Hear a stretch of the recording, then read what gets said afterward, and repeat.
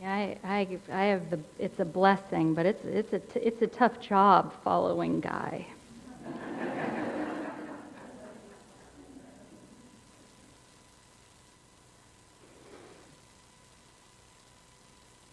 So I practice opening my heart right here in this room and being gentle with my insufficiency. I practice walking down the street heart first. And if it is insufficient to share love, I'll practice loving anyway. I want to converse about truth, about trust. I want to invite compassion into every interaction.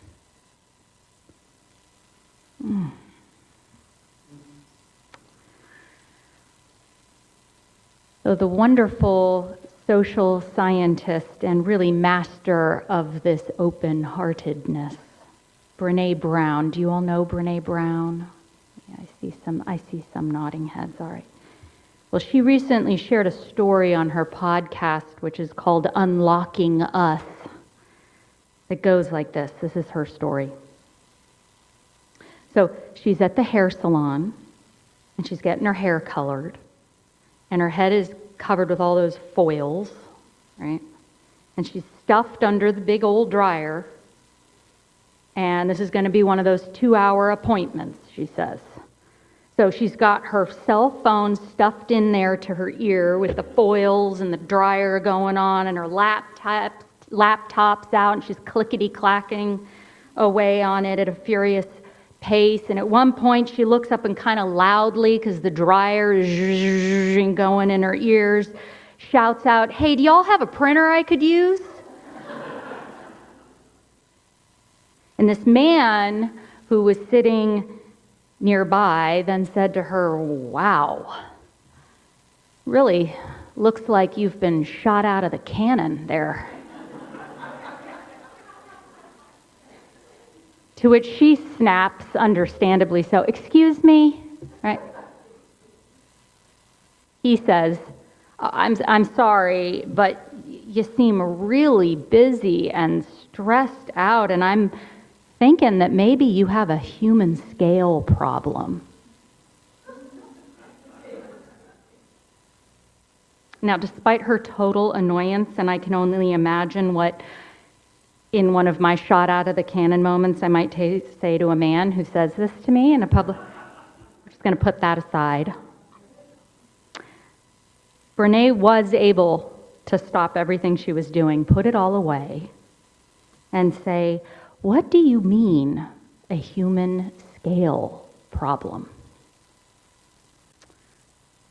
So it turns out that this man just so happened to be a jet pilot who knew a thing or two about moving like at jet speed, right? And he told her about how when you are flying a jet, you literally have to live 60 to 90 seconds ahead of the moment that you're in, because you're going so fast, so hard, so high. And to attempt to try for this 60 to 90 second ahead thing, you have to live beyond human scale. Okay. And good social scientist that Brene Brown is, she left that salon thinking about the cost of living beyond how we are physically, biologically, spiritually, cognitively, emotionally wired to live. The cost of this. Everything, she says, right now feels like living and operating beyond human scale. So just the other day, I think this is a good example of what she's talking about here. I put into the Google search engine the name of my daughter's school, which is Waring, so that I could get onto their website and look at the calendar for some event that was coming up. Now, Waring is spelled W-A-R-I-N-G. So I think you know where I'm going with this. In just under 2 seconds, W-A-R. AI is telling me about warring factions, the heart of war and its history, the difference between wearing clothes or selling wares, what it feels like to wear down a person. The sidebar of the page has now links to every news story that seems to begin with WAR. That's an endless list. Obituaries for 4 people whose last names are Waring came up, and sponsored ads for Waring commercial products, which I came to learn is a global leader in food service equipment, producing high-quality, dependable commercial blenders, toasters, food processors, and waffle makers. So,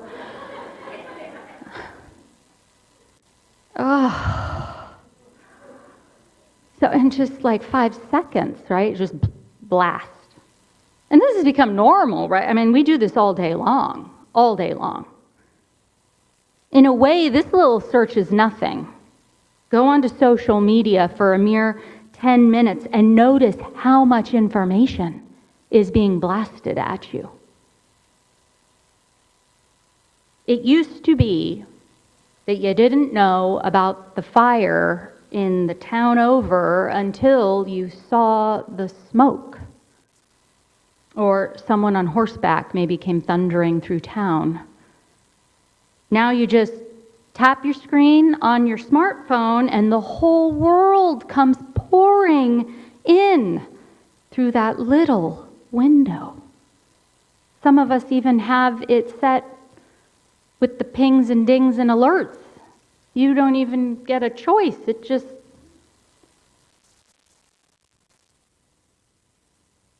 And as Brown wisely names, there is a cost to living beyond how we are physically, biologically, spiritually, cognitively, emotionally wired to live and function beyond human scale. I've been reflecting a lot lately on some of the costs of living this way. It's one of the reasons that I set this year's theme as relationship. Living beyond human scale has torn so deeply at this one. Many of you might know that the U.S. Surgeon General just last year put out a report whose headline was this: "Our epidemic of loneliness and isolation. The U.S. Surgeon General's advisory on the healing effects of social connection and community."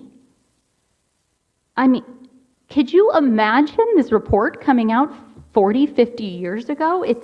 Things have changed so rapidly at jet speed pace. After Brene Brown's living beyond human scale epiphany, she had a series of conversations with people on her Unlocking Us podcast to dig in even further to this from a variety of angles. And one of these conversations was with renowned psychologist Esther Perel, whose specialty is intimacy and restoring connection in couples. So she knows a thing or two about what's needed in healthy relationships. And Esther said this: "In my world, the other AI," that's artificial intelligence, by the way, just in case you've been blotting out news scrolls, "the other AI is the rise of artificial intimacy. Artificial intimacy," she says, "is all the experiences that we currently have that are pseudo-experiences. They should give us the feeling of something real, but they don't. I'm talking to you about something deeply personal." And you're answering me, yep. "I should be feeling connected to this person in front of me. I want to feel this way, but they aren't present. Maybe I'm not either. We all do this. Or, this is her. I have 1,000 Facebook friends and no one to feed my cat. Yeah, though.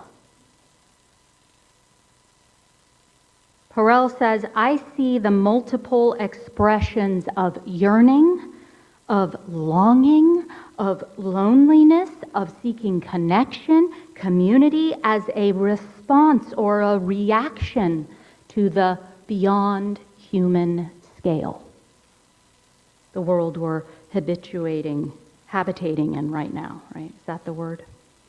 And here's the weird little paradox about this. We as human beings, while at a deep place, yes, we're all yearning for connection, we're simultaneously avoiding it because it scares us or slows us down. I mean, I would say that we pass up bids for connection all day long. Living beyond human scale, in my opinion, has kind of atrophied or desensitized our heart muscles. Esther Perel says, people want to talk about a mental health crisis. Oh, that's real. And I'm thinking, this is her, is that really so? Is there a mental health crisis, or is this a normal behavior and a normal response to a crisis situation? That's something to ponder. So if we can agree that at a cellular level, our bodies, minds, and beings need and are currently craving human connection and relationship, and this eludes us, something in us stops short there, something's going on there, then we're going to have to talk about vulnerability. Because that's the thing that I think keeps me stopping short a lot of time. Brene Brown has written a ton about vulnerability, which she is wise to call risky and requiring courage. Because you can't know the outcome when you're vulnerable with other people, right? What is this person going to say? What is it going to feel like to even say the thing? What is it going to feel like to witness it in someone else? You can't know any of this. The hope is that you share your heart and give your heart away anyways. That's vulnerability. So here's an image that was recently gifted to me. Vulnerability is my chest getting tight and having that feeling of some tears starting to come and wondering, where is this all going to take me? Do you know that feeling? That's vulnerability. That's the connection at a cellular level that I think we are all craving. So, deep listening, as Jaleh has introduced this in such a beautiful way today. Deep listening, this is our theme this month. Some of you know about this concept, about this practice, because at this church we offer small group ministry circles called chalice circles. They will start up in January, where we intentionally practice deep listening with one another. Now, most of our encounters don't go this way at all. How are you? Fine. I'm doing this while you're talking, or I'm only thinking about, here's one, what I'm going to say when my turn comes around. This happens at meeting check-ins all the time. I admit sometimes I do it. 3, 4 people have gone by and all I'm thinking about is what I'm going to say, right? We're listening, but maybe not really, or we're thinking about what advice we have to give a person who is sharing what information on the internet that we can direct people to or regurgitate. Living beyond human scale, I really believe, has made us interact in kind of at jet speed, swipe, swipe, scroll, scroll, immediate solution, quick fix driven, gotta go, no time to say hello, goodbye, information overloaders. Yeah, it touches our interactions. So here's where the magic is. When we practice listening deeply to our fellows, undistracted, present, with singular focused attention, we are not only made heart strong, those are muscles, my friends. They can atrophy and they can also be built back up. We are not only made heart strong, but we begin to shape what the person speaking will tell. I am certain you know what I'm talking about. You've either been the beneficiary of this at some point, or you know what it feels like to give it because it brings something out of people. Esther Perel says it this way: much of the time, when people suffer or struggle, they don't need fixing because some things can't be fixed. And not in that moment. All they need is a witness. Attention is witnessing, to be seen and known and held. You don't have to say much of anything. And that being there, just holding it, meaning that you're not getting reactive or wanting the person to get better fast because you can't tolerate it. This deep listening and witnessing is what makes us feel not alone. It truly is the antidote for loneliness. This human scale exchange. So I want to make really clear, I'm not advocating for a dismantling of all things internet, social media, and AI. Next week, we're going to be working with the idea some more of both and, so I won't spoil anything here, but our dear little beings and bodies that just can't help themselves. It's like everything's either all good or all bad, right? Resist. Listen, there's a lot of really beautiful, creative, innovative possibility that comes with some of this stuff. I mean, for goodness sake, we have a virtual congregation right now. Could you imagine what's trying to survive the pandemic would have been like without Zoom or even the internet at times? What I do think is that we need to apply a human scale lens to our pacing in life, to the expectations we have of others and of ourselves, to our justice work, to our spiritual lives, to our relationships, to our communities, how we function. And I got to be honest, I actually love getting all amped up and multitasky. Like, I could be that person in the hair salon looking like I've been launched out of a cannon, and sometimes it feels like really good. I mean, I have a gift for this pace sometimes. And sometimes taking a swoop over the world's great sufferings and great joys all in one sitting, while maybe simultaneously considering buying a blender or figuring out my teenagers' school schedules, it feels kind of good to do. Like, yeah, right? The important practice, my friends, here is to know that after a certain amount of time, living beyond my human scale, I have to turn everything off. Like, put it all in worship mode. And go ask someone how they are. And like have all the time in the world to listen. Or reach out to someone that I can share my heart with. At least once a day, I leave all the technology at home and I either go on a walk outside or I sit outside. Sometimes it's just for 5 minutes. And I do exactly what Jalais had us all do. Just listen. Listen deeply to the world around me, a bird, a bug, a snippet of conversation going by, the sound of a garbage truck or leaves in the wind. This is the kind of human scale stuff I need in my life to help balance the beyond human scale stuff.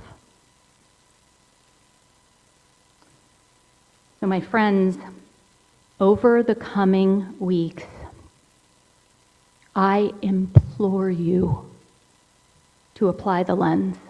of human scale in whatever way that means to you, to your lives. Please, please, ground your jets. You deserve to experience this, to know and be known by friends, to encounter beauty, to move slowly, to not be available to the world that wants to flood in 24/7 and alert you 24/7 to all the things. Please give this gift to yourself. Please give it to someone else. Do this so that when it's time to get back in the jet and fly high and fast and do all the good things you do in the world, you can do it safely, rested, and with your wits about you, lest you become an unintentional contributor to the very thing we're trying to heal in the world, or crash yourself into the side of a mountain. And remember, it is just too big to carry on your own, but I have really good news. Look around. You aren't alone. Blessed be for that. I want to give Rosemary Watola Traumer the last word here and read that beautiful poem again. So let's let it wash over and wash through because. So I can't save the world, can't save even myself, can't wrap my arms around every frightened child, can't foster peace among nations, can't bring love to all who feel unlovable. So I practice opening my heart right here in this room and being gentle with my insufficiency. I practice walking down the street heart first. And if it is insufficient to share love, I'll practice loving anyway. I want to converse about truth, about trust. I want to invite compassion into every interaction. One willing heart can't stop a war. One willing heart can't feed all the hungry. And sometimes daunted by a task too big, I tell myself, what's the use of trying? But today, the invitation is clear to be ridiculously courageous in love, to open the heart like a lilac in May, knowing freeze is possible and opening anyway. To take love seriously, to give love wildly, to race up to the world as if I were a puppy, adoring and unjaded, stumbling on my own exuberance, and to feel the shock of indifference, of anger, of cruelty, of fear, and stay open to love as if it matters, as if the world depends on it. And I want to say to her, it is not as if it does. It does depend on it. May it be so for us all. May it be so for us all, and amen.